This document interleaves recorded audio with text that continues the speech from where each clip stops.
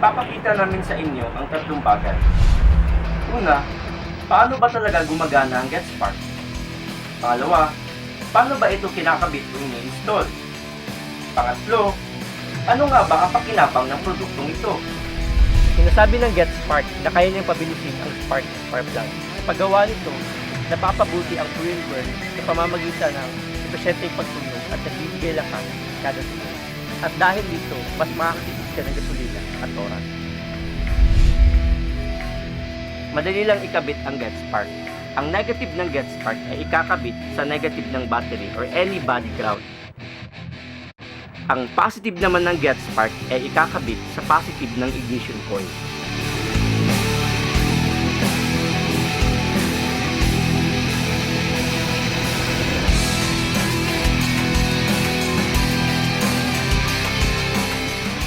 Ngayon, ipapakita ko sa inyo ang actual na mock-up.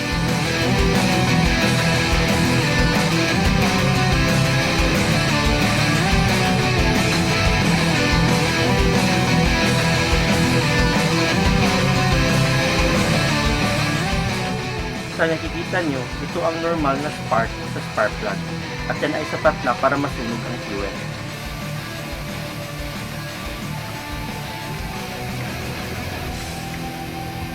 Subalit, ikumpara natin ang spark kung nakakabit ang GetSpark. Sa nakikita nyo, ang spark ay mas malaki, malakas, at kahit ang kulay ay mas matingkad para ipahiwatig kung gaano kabilis ang daloy ng kurente.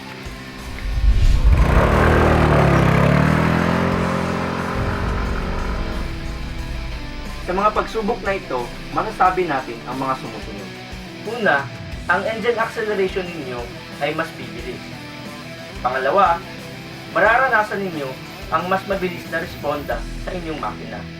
Pangatlo, mapapansin nyo ang kataasang pagtitipid sa gasolina or fuel savings dahil sa hindi na ninyo kailangan pang apakan pa ang pedal ng gaano para lumakas ito.